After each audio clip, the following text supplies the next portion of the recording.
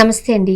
Professor Nageswararao గారి issue ఎంత ఆపుదామనుకున్నా ఏదో ఒక సంచలనాత్మక వివాదాస్పదమైన వ్యాఖ్యలతో తెర మీదకి రావడం, మనం డిస్కస్ చేయడం చూస్తూనే ఉన్నాం. మనకే అనిపిస్తుంది ఇంక దీన్ని ఆపేస్తే బాగుంటుందని. కాకపోతే పెద్దవాళ్ళు మాట్లాడేసరికి ఎందుకు ఇలా మాట్లాడుంటారు, ఏమై ఉంటుంది అనే దానికోసం మనం డిస్కస్ చేస్తున్నాం. ఆల్మోస్ట్ అయిపోయింది అనుకునే టైంలో బీజేపీ ఎమ్మెల్సీ సోము వీర్రాజు గారు స్పందించారు. ప్రొఫెసర్ నాగేశ్వరరావు గారు మేధావి కాదు, ఒక టెర్రరిస్ట్, ఇలా ఇలా మాట్లాడుతూ కమ్యూనిజాన్ని కాపాడుకోలేని వ్యక్తి నాగేశ్వరరావు గారు అంటూ కొన్ని వివాదాస్పదమైన వ్యాఖ్యలు చేశారు. ఏమంటారు? సరే అండి, ఆయన ఒక కమ్యూనిస్టు, ఆయన ఒక టెర్రరిస్టు, ఆయన ఒక నక్సలైటు. మరి అలాంటప్పుడు మీరు ఈ మధ్య ఏదో ఆపరేషన్ కగారం తీసుకొచ్చారు కదా, దాని ప్రకారం అరెస్ట్ చేయండి. మీరు చెప్పే మాటలే కదా ఇవన్నీ. చేస్తారా? అరెస్ట్ చేసి చూడండి ఏం జరుగుతుందో. అందుకని ఇన్నాళ్ళైంది ఈ విషయం బయటకు వచ్చి. సాక్షాత్తు బీజేపీ వాళ్ళు ఏమీ మాట్లాడట్లేదేంటి ఈ విషయం మీద, మాట్లాడట్లేదేంటి అని చాలామంది మాట్లాడేసేసారు. అసలు మాట్లాడాల్సిన వాళ్ళు మాట్లాడట్లేదు, ఎవరు పడితే వాళ్ళు మాట్లాడుతున్నారని మాట్లాడుకున్నాక ఇప్పుడు ఈయనకి మెలకు వచ్చింది, సోము వీర్రాజు గారికి. ఎక్కడున్నాడు ఇన్నాళ్ళు మాట్లాడకుండా? ఈ విషయం ఒక దారికి వచ్చేసింది, వ్యవహారం అయిపోయింది అని అనుకున్న టైంలో మళ్ళీ వచ్చాడు ఈయన. సరే వచ్చి ఈయన మాట్లాడేదేంటి, కమ్యూనిజాన్ని కాపాడుకోలేకపోయారు అంటే ఏంటి? ఇప్పుడు వీళ్ళకి ఆపరేషన్ కగారు చేసి నక్సలైట్లందరినీ ఓచకోత కోసి లొంగిపోయేటట్లు చేశాము కదా అనే ఒక ఉత్సాహంలో ఉన్నారా ఏంటి? వీళ్ళ ఉద్దేశం ఏంటో నాకు అర్థం కావట్లా.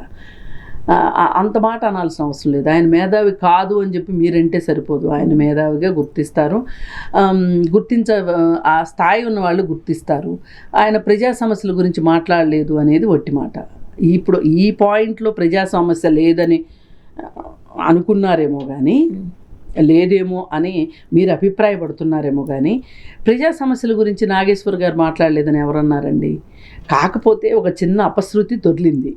మొన్న ప్రెస్ క్లబ్లో ప్రెస్ మీట్లో ఒక ప్రాంతీయ విభేదాన్ని, ఒక కులానికి సంబంధించిన వ్యవహారాలని, వీటన్నిటిని పట్టుకొచ్చారు కాబట్టి అసలు నాగేశ్వర్ గారి వ్యవహారం పక్కదారి పెట్టేసింది. కానీ ఆ విషయంలో ఆయన తరఫు నుంచి ఇప్పుడు ఆయన అమిత్ షా గారు, పవన్ కళ్యాణ్ వీళ్ళందరూ ఉన్నప్పుడు మాట్లాడిన మాటల గురించి నిజానికి ఇంకెవరు అయితే ఈ ఊహాగానం, అది పోనీ ఊహాగానమే అనుకోండి, లేదు నిజమైన వార్తే అనుకోండి, అమిత్ షా అయితే ఈయనకి చెప్పకపోవచ్చు, పవన్ కళ్యాణ్ కూడా చెప్పకపోవచ్చు, ఇక మిగిలింది ఎవరు? నాదెండ్ల మనోహరు. ఆయన చెప్పారని అనుకుందాం. అయినప్పటికీ ఈ విషయం ఇంకెవరికన్నా నాదెండ్ల మనోహర్ గారు చెప్తే ఆయన అయితే బయటికి చెప్పేవాళ్ళు కాదు, వాళ్ళు వేరే వాళ్ళు. ఈయన కాబట్టి ధైర్యం చేసి చెప్పారు. ఒకవేళ చెప్పినా ఇంత పెద్ద ఇష్యూ చేస్తారా అండి? అంటే ఒకటండి, ఇక్కడ ఏమైపోయిందంటే అక్కడ రెండు పార్టీలకి దెబ్బ కొట్టినట్టు అయింది. సాధారణంగా ఇప్పుడు వీళ్ళు నెగ్గుతారు, వీళ్ళు ఓడిపోబోతున్నారు, అది వేరు, ఇది ఇలాంటి అన్ని. అంటే ఇదే కాకుండా ఇంకా చాలా ఉంటాయి. అది జరగబోతుంది, ఇలా జరగబోతుంది అంటూ రాజకీయాలలో జోస్యం చెబుతున్న వాళ్ళని చాలా మంది. జోస్యం కాదు, ఎవరు గెలవబోతున్నారు, ఎవరు ఓడిపోబోతున్నారు ఏంటి అనేది వేరు. ఇది ఏంటంటే సాక్షాత్తు వీళ్ళు ఒక ప్రతిపాదన ఆయన ముందు పెడితే ఆయన వీళ్ళని మొక్క చివాట్లు పెట్టాడు అన్నదే కదా ఫైనల్కి. దాన్ని వీళ్ళు తట్టుకోలేకపోతున్నారు.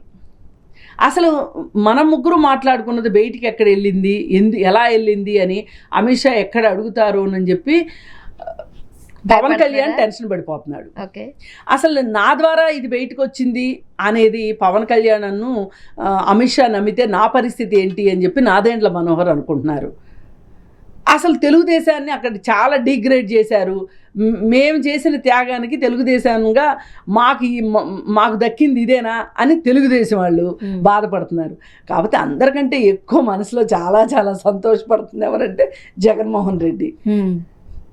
ఇప్పుడు ఇవాళ కొత్తగా ఆయనకి అరెస్ట్ అన్నంత మాత్రాన ఆయనకి పోయే పరువు లేదు, వచ్చే లాభము లేదు. కానీ బీజేపీతో పైకి మాత్రమో అంటే సంబంధాలు లేనప్పుడు ఒక ప్రాంతీయ పార్టీనో లేకపోతే వేరే పార్టీలో అంటే కూటమిలో ఒక భాగస్వామిగా ఉన్న పార్టీని తీసుకొచ్చి ఈ పార్టీకి లింక్ పెట్టడం వాళ్ళకి కూడా నష్టమే కదా. ఎవరికి? జగన్మోహన్ రెడ్డి గారు వైసీపీ. ఏం నష్టం అండి అసలు? జగన్మోహన్ రెడ్డి గారు ఏముందని ఇంకా నష్టమో లాభము?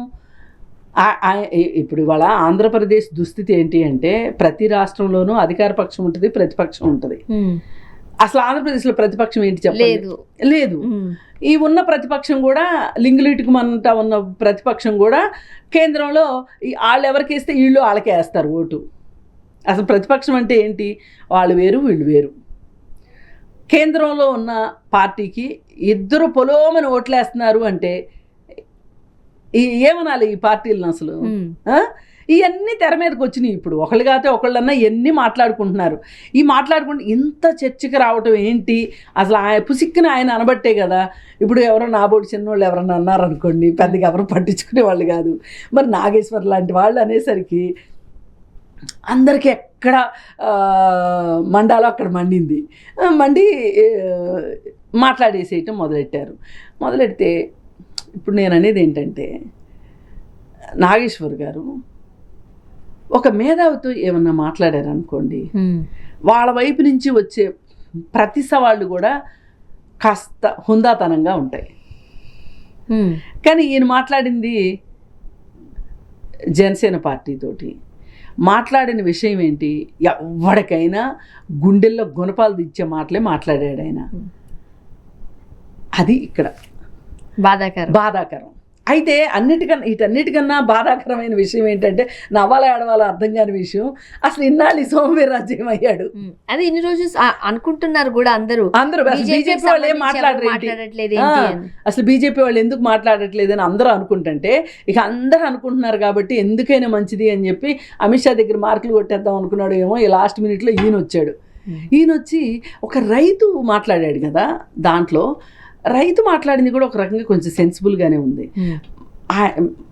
నాగేశ్వర్ గారిని ప్రతి ఒక్కళ్ళు ఏం ఆలోచిస్తున్నారంటే మా తాలూకు సమస్యలకి ఆయన గొంతుక అని అనుకుంటున్నారు. అవును, ఆయన చాలా విషయాలకు సంబంధించి స్పందించారు కూడా, గొంతుకు అయ్యారు కూడా.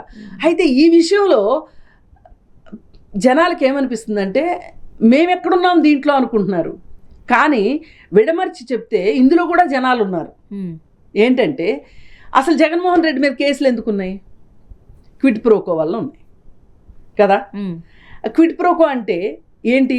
దొంగలు ఊళ్ళు పంచుకున్నట్టు మీరు తినేస్తే సరిపోద్దా? జనాలకి ఏం పెట్టారు మీరు? అక్కడ కూడా జనాలు ఉన్నారు. కాకపోతే ఏంటి అంటే అది ముక్కు ఎక్కడుందంటే చుట్టూ తిప్పి చూపించినట్టు ఉంటుంది కాబట్టి జనాలకి అది అర్థం కావట్లేదు. కానీ ఏది ఏమైనప్పటికీ ఇంత చూసిన తర్వాత, ఇంత జరిగిన తర్వాత, ఇన్ని దాడులు ప్రతిదాడులు జరుగుతున్న తర్వాత నాకు ఇప్పుడు అనిపిస్తుంది నిజంగానే అసలు నాగేశ్వర్ గారు ఈ టాపిక్ని టచ్ చేయకుండా ఉంటే బాగుండేదేమో. ఇక్కడ ఏమైంది? ఈ టాపిక్ టచ్ చేసిన తర్వాత వాళ్ళు మాట్లాడిన మాటలు కొంచెం సంస్కారం లేని మాటలు వినాల్సి రావటము, ఈయన దానికి ప్రతిగా ఈయన మాట్లాడాల్సి రావటము, సందులో సందు అని చెప్పి కొంతమంది రాజకీయ నిరుద్యోగులు ఉన్నారు తెలంగాణలో. వాళ్ళు ప్రెస్ క్లబ్ వేదికగా ప్రెస్ మీట్ పెట్టి ఎవరి బాధని వాళ్ళు వెళ్ళగొక్కున్నారు. అక్కడ విషయం నాగేశ్వర్ గారిది అయితే వేరే విషయాలు మాట్లాడారు. ఆ రోజు ప్రెస్ మీట్ లో మనం చూసాము నాగేశ్వరరావు గారి ఇష్యూ కన్నా కూడా ఎక్కడికో కులాలకి ముడిపెట్టి మాట్లాడారు. ఇంత చర్చకి ఇట్లా ఇది తావిస్తుంది అంటే పైగా ఆ మీటింగ్లో ఆయన కూర్చోవడం, నాగేశ్వర్ గారు కూర్చుని ఉండగా ఇవన్నీ మాట్లాడడం. ఆయన ఎప్పుడు అలా మాట్లాడిన వ్యక్తి కాదు నిజానికి. అంటే చూడండి, రైట్ టైం రైట్ వర్డ్ అంటారు చూసారా? అసలు రైట్ పర్సన్ కూడా ఒక సరి అయిన సందర్భంలో ఒక సరి అయిన మాటని ఒక సరి అయిన మనిషితో మాట్లాడాలి. ఇక్కడ ఎక్కడో లెక్క తప్పింది నాగేశ్వర్ గారికి కూడా. అందుకే ఇంత దరిద్రమై కూర్చుంది. ఇది ఐవారిని చేయబోతే కోతి అయి కూర్చుంది ఈ వ్యవహారం. నాకు అనిపిస్తుంది ఈ రోజుతోనైనా కనీసం ఈ విషయం ఆగిపోతే బాగుండు. ఇవాళ సమస్యలు బోల్డ్ ఉన్నాయండి. అవును, కాకపోతే తెలిసిన విషయాన్నో లేకపోతే రాజకీయాలుగా తను అనుకున్న విషయాన్నో బయటికి చెబితే ఇంత పెద్ద రాద్ధాంతరం చేస్తారు అని భయపడి పారిపోతూ ఉంటే ఇక ప్రజా సమస్యల గురించి మాట్లాడడానికి కూడా అంటే ఇక్కడ జరిగింది ఏంటంటే సోర్సు చెప్పాల్సిందే అని రెండో వాళ్ళు అడిగినప్పుడు పట్టుబట్టినప్పుడు చెప్పగలిగి ఉండటం కూడా అవసరం. ఇప్పుడు ఇదే పవన్ కళ్యాణ్ మనం అడగట్లా 33,000 మంది ఆడపిల్లల సంగతి ఏంటి చెప్పు, నువ్వు సోర్స్ ఏంటి అని. ఇప్పుడు ఆయన సోర్స్ చెప్పలేదు కాబట్టి మేము కూడా సోర్స్ చెప్పమంటాం కరెక్ట్ కాదుగా. వాళ్ళకి మనకి ఇంక తేడా ఏముంది? ఇప్పుడు నాగేశ్వర్ గారు చెప్పగలుగుతున్నారా సోర్సు? నాకు పలానా మనిషి చెప్పారు అని చెప్పగలుగుతున్నారా? ఇక నుంచి ఏంటి అంటే ఎవరైనా సరే ఏదైనా ఒక ఆరోపణ చేసే ముందు దానికి ఏదో ఒక ఆధారం ఉంటే ఇంత రాద్ధాంతం జరగదు అనేది నా ఉద్దేశం. Thank you.